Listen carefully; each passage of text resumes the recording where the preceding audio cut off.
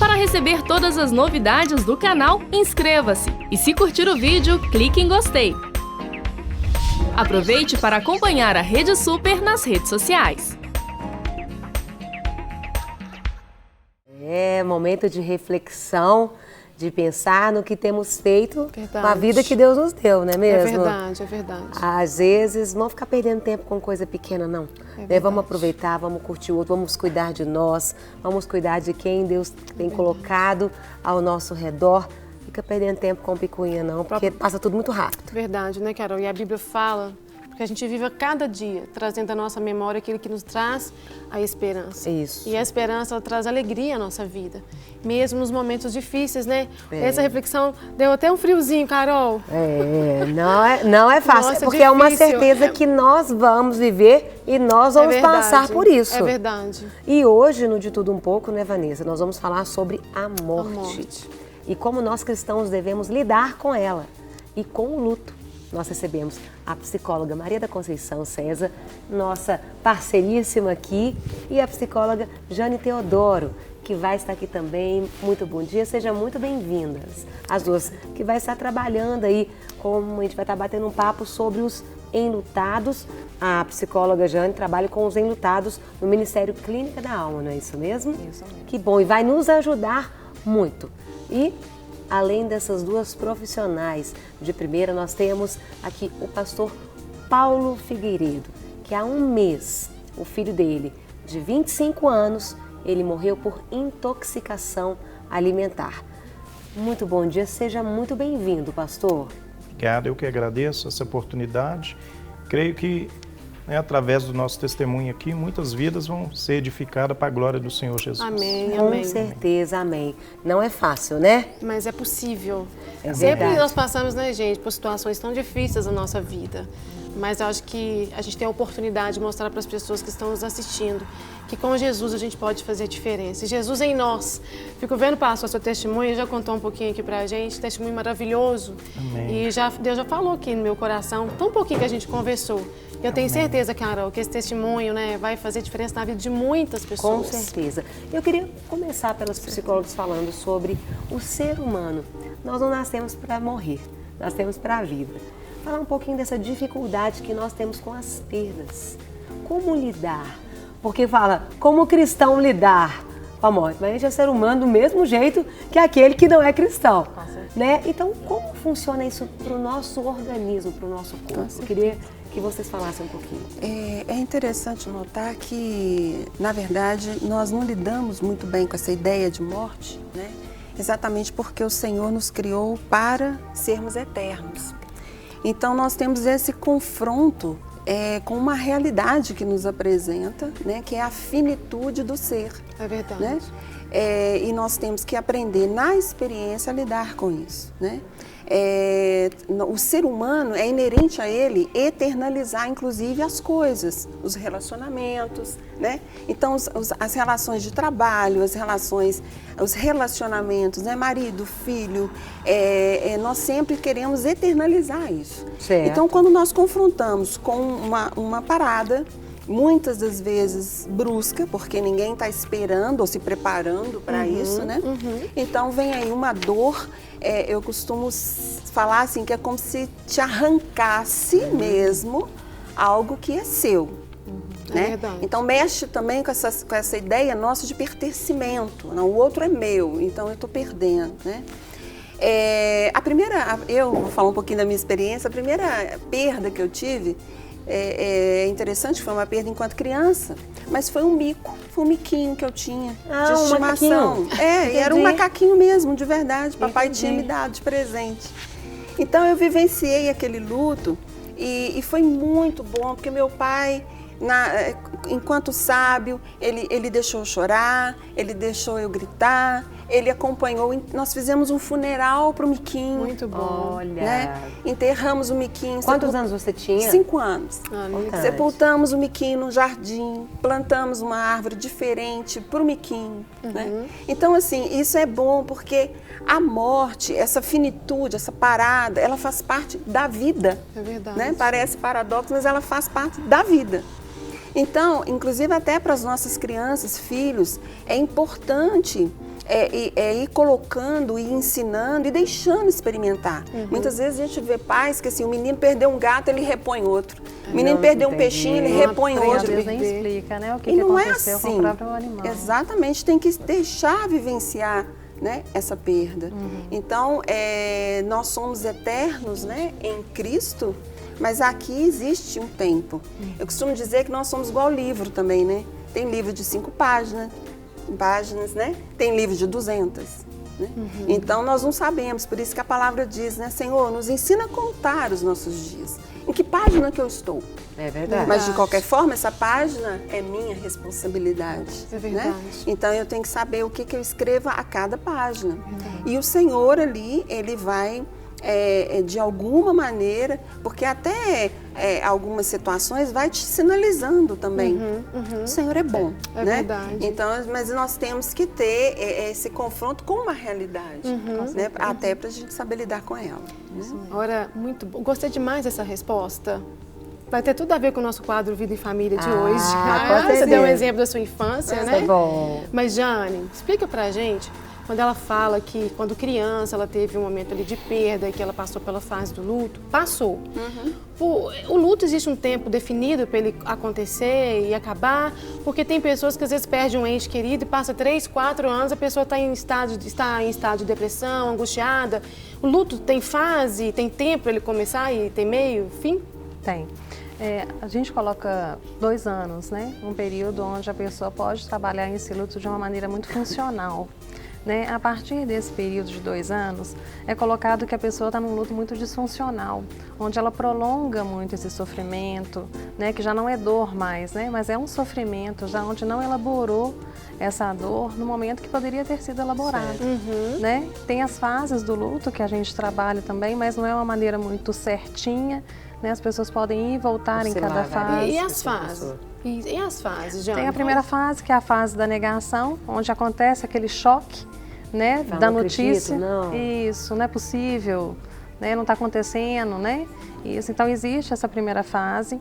Tem a segunda fase, que é a fase onde começa a ter uma melhor aceitação, mas acaba tendo uma negociação ou uma barganha, né, onde está muito mais relacionado a uma questão mais religiosa, né, pactos, promessas de querer a vida de novo, né, e, oh Deus, né, eu quero ter essa vida de novo, né, eu faço esse tipo de promessa, eu faço esse tipo de pacto.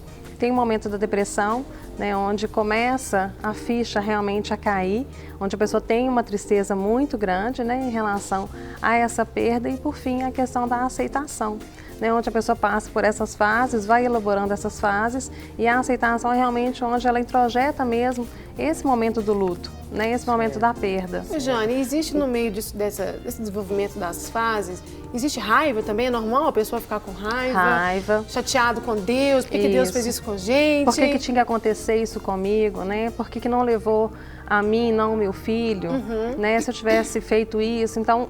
Às vezes até a raiva está muito relacionada à questão aos próprios médicos, enfermeiros, né? Eles não fizeram isso, eles não atenderam o meu filho. Vai justificando. Justificando. E até diante disso, então vamos para um caso concreto, né, Pastor Paulo? Tem um mês, né, muito pouco tempo que o senhor perdeu, né, um filho com 25 anos com uma intoxicação alimentar. Queria que o senhor contasse um pouquinho como foi que aconteceu e como vocês têm vivido dia a dia diante dessa circunstância que foi muito rápido, pegou de surpresa mesmo, não era algo, uma enfermidade que já tinha nem nada? Amém.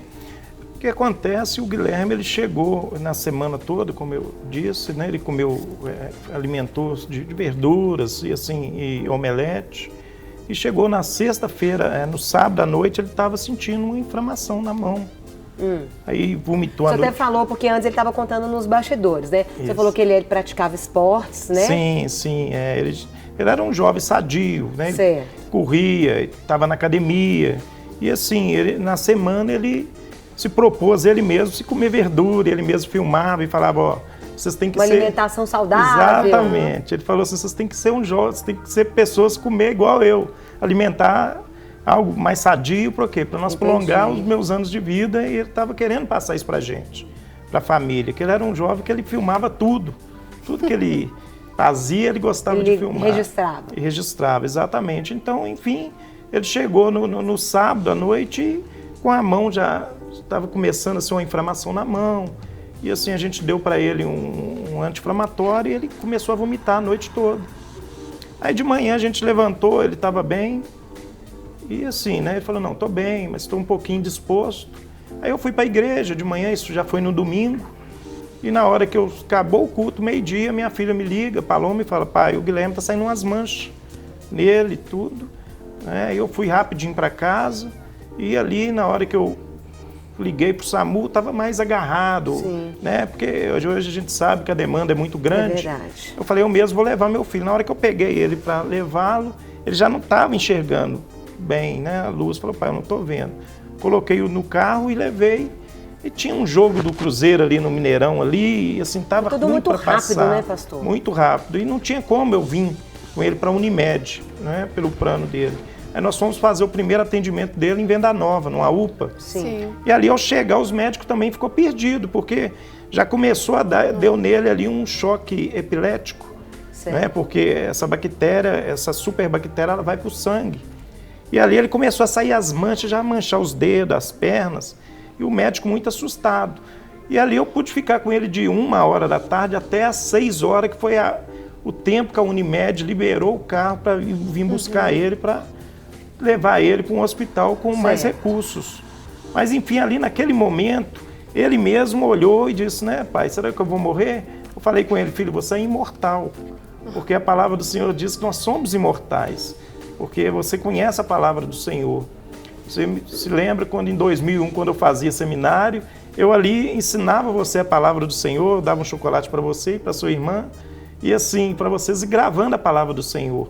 E você lembra que as passagens todas que você gravou da Bíblia, de Salmo, de Romano, de tudo, ele lembra, pai. Então vamos relembrar. E ali nós começamos a citar salmos, a cantar, a louvar o Senhor. E assim ele ficou de pé, me abraçava, e assim os médicos, as enfermeiras filmavam, tirava foto e achou aquilo, né, muito... Não era o comum, né, pastor? Não era comum, exato. Acontecer. E nós dois cantando, e eu me lembro de uma música que eu cantei ao ouvido dele, ele começou a cantar comigo assim, né? Eu não morrerei enquanto o Senhor não cumprir em mim. Aí nós fomos cantando junto, e assim, enfim, eu me vi na hora que veio às 18h, quando o carro da Unimed buscou, e eles examinaram, falaram, não, está muito grave. Quando levou ele diretamente, ele foi para o Hospital da Baleia, porque a Unimed não tinha leitos. Sim. E, enfim, lá a Unimed pagou todo esse tratamento para estar no Baleia, mas ali já entubaram ele. E no passar, isso já foi no domingo, na segunda, eu fui lá na visita de 3 às 4h30 e às 21h, eu ia ali só pregar para ele. Ficava pregando, mesmo ele entubado, eu sabia que ele estava ouvindo a palavra do Senhor. Amém. Aí começou a nossa trajetória. Aí na terça-feira já estava muito ruim os braços, as bactérias já tomaram todos, os médicos já chamou a gente falando que tinha que amputar essas partes, né? E foi tudo muito rápido. Pastor, as fotos dele foram para as redes sociais. Exato. E lá na igreja, nós oramos por ele. Verdade. Nós recebemos, aqui no De Tudo Um Pouco, nós intercedemos por ele. Sim. Né? Você está me falando aí, eu estou vendo as fotos todas. Exatamente. Realmente, ele ficou completamente, foi ficando... Inchado, né? A pele, a cor da pele foi mudando. Foi tudo muito rápido, né, pastor? Foi tudo muito rápido. E o que estava sustentando a família, o pastor Márcio me ligava e assim, né, eu creio, ele pôs a igreja toda para estar orando. Estávamos. E a gente, né, meu pastor César, pastora Zilma, e assim nós fizemos assim esse clamor diante do Senhor, mas crendo que a vontade do Senhor sempre é boa, perfeita e agradável. Porque nós sabemos que no Salmo 116, versículo 15, diz que o Senhor se agrada com a morte dos teus filhos. Então, para mim, né, um homem que eu tenho pregado o Evangelho do Senhor, tenho caminhado, né, eu falei com o Senhor, se o Senhor curar, o Senhor vai ser Deus na minha vida, da minha família, mas se o Senhor levar, o Senhor vai continuar sendo o mesmo Deus, nós vamos te amar da mesma forma. E ali nós começamos a trajetória, a dar testemunho para os médicos, para a enfermeira, a gente chegava ali, eles nos abraçavam, mas todo dia eu... E ali, estava ali todo dia pregando a palavra do Senhor. Chegou a ter algum quadro de melhora? Assim? Sim. Aí eu lembro de a gente ter esse retorno. Exatamente. Também. Chegou aí chegou o momento que os médicos falaram, agora vai ter que amputar, ou não tem jeito, os meninos. Aí nós decidimos, a família, ligamos até para o pastor Márcio, e eu falei com o médico, né? O senhor me garante, se eu amputar ele, o senhor vai trazer a vida para ele? Ele falou, não, nós não garantimos nada. Eu falei, então nós vamos crer na cura do Senhor. Né? Que nosso Deus, né, se Ele tiver de curar, Ele vai curar ele por completo. Enfim, ali nós, né, eles aceitaram e nós continuamos, né, a orar. E ele falou, então, hoje, né, o quadro dele está muito ruim, nós não damos mais esperança. Isso foi assim, no 7º dia que ele estava ali. Aí nós entramos em oração, clamamos o Senhor, ele parou completamente, eles desligaram tudo. Mas no momento que nós começamos a orar, ele voltou completamente. Eu creio que foi um momento, né, que Deus deixou ele mais 13 dias. E ali começou a trajetória. A gente orando, buscando, dando testemunho na igreja e também ali para as pessoas que vinham. Muitas vezes eu era chamado para orar para crianças, porque ali o Baleia é um hospital com muitas crianças com câncer, pessoas, né? E ali muita gente viu muita cura, o Senhor fazendo, mas agradecendo sempre ao Senhor, mesmo vendo a situação do Guilherme, o meu filho, mas crendo que Ele sempre é Senhor das nossas vidas. Amém. E isso nos fortaleceu tanto, por estar ali cada dia trazendo o Evangelho. Fico vendo, pastor, assim, nesse testemunho seu, que é Jesus Amém. Que fez toda essa diferença. Porque tem pessoas que às vezes com uma situação tão menor, reclama, chora, fala mal de Deus, fala mal da vida, fala mal da família. E Jesus foi a sua força completa, né, pastor? Porque só Ele, isso é uma coisa sobrenatural. É só Jesus que faz um homem, uma mulher, uma família dar um testemunho desse. Isso é uma coisa irreal para quem não conhece o Senhor. E até para quem nos assiste, pastor, eu pergunto para o senhor, e aí eu quero que os psicólogos também falem. Quando um filho morre, ele foge à ordem natural das coisas. Verdade. Né? Porque normalmente é o mais velho e depois, como lidar com isso? Nós temos muitas pessoas nos assistindo. Hoje é considerado aí como o Dia dos Finados e tem muitas pessoas, né, vivendo essa dor. Como lidar com isso? Um pai perdendo o filho. Como tem sido isso para o senhor, para sua esposa, dia a dia? Bom, a princípio eu coloco que nós devemos viver a cada dia como se fosse o último dia da nossa vida. Porque cada dia, nós devemos a cada dia confiar no Senhor, esperar, né, nas promessas de Deus nas nossas vidas e sim, como a gente tem conhecido a palavra de Deus. Eu, a princípio, o que me fortalece é porque quando meu filho estava comigo, eu sempre o abracei, sempre o beijei. Fez o que tinha que fazer. Exatamente. Aquilo que ele queria comer, eu proporcionava para ele, estava junto com ele, amigo. Nós sempre sorrimos junto. Na hora de chorar, chorávamos junto. E hoje, o que me fortalece para caminhar, né, para dar essa caminhada, é as lembranças boas. Eu, como, né, foi dito pela irmã, que eu trago à minha memória aquilo que pode me dar esperança a cada dia. Né, as misericórdias do Senhor, que são as causas de nós não sermos consumidos. Eu sou grato a Deus porque, como presente do Senhor são os filhos, né, nós somos apenas mordomos para cuidar dos filhos. Então foi um momento que cuidou e eu creio, eu tenho minha consciência tranquila que eu cuidei muito bem. Eu sei que Ele está com o Senhor. Né, a única passagem que Ele foi na minha frente. Daqui uns dias nós encontraremos juntos. Amém. E adoraremos o Cordeiro ali, face a face. Nossa. Amém. Respira fundo aí. Amém.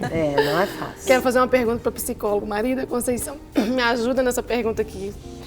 Sueli, né? Jane Teodoro, porque tem uma pastora na nossa igreja que chama Sueli Teodoro. Eu estou olhando para ela e estou lembrando da Sueli. Beijo para a Sueli. Quando o pastor conta esse testemunho maravilhoso, ele fala assim, eu fui um bom pai para o meu filho.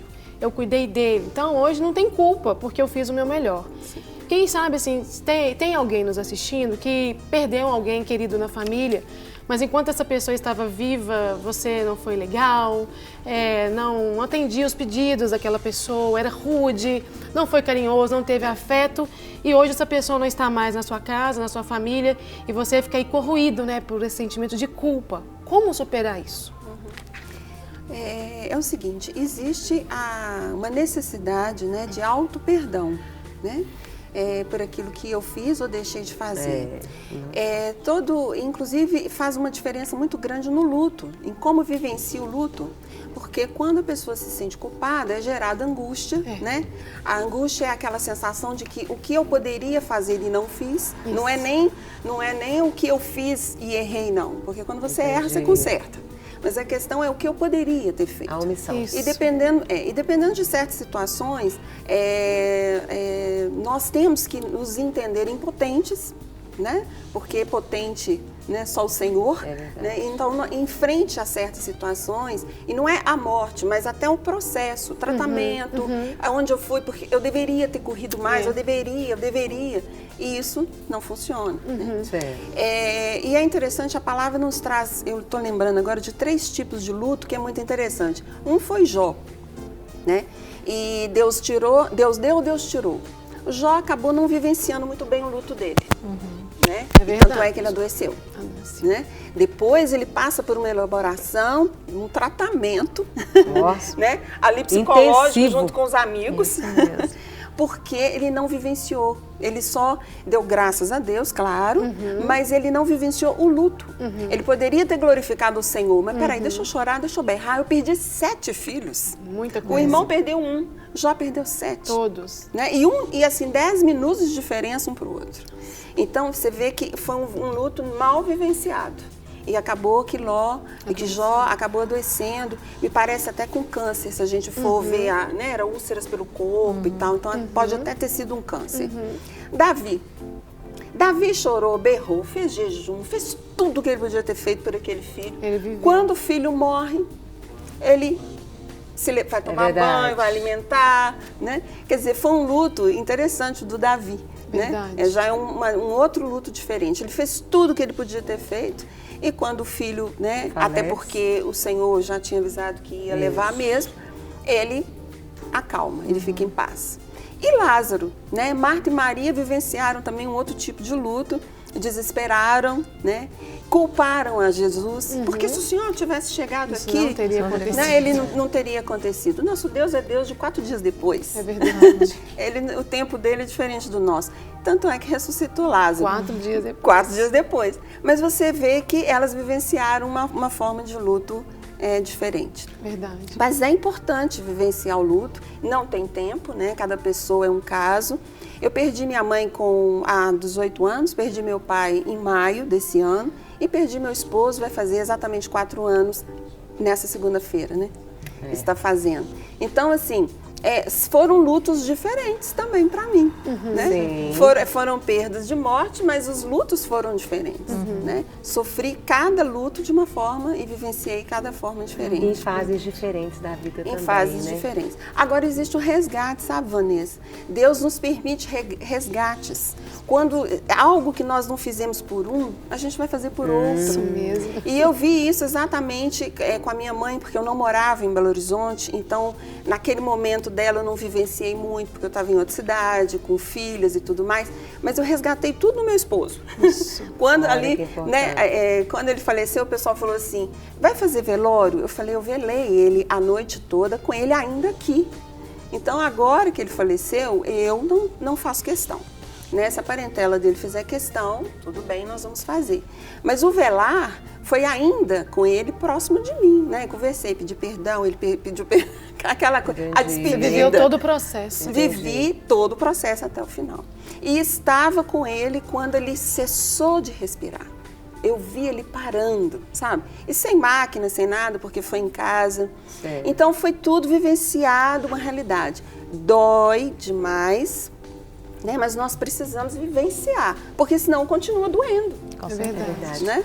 E falando sobre isso, pastor, eu queria que o senhor deixasse assim uma frase para quem está nos assistindo, né?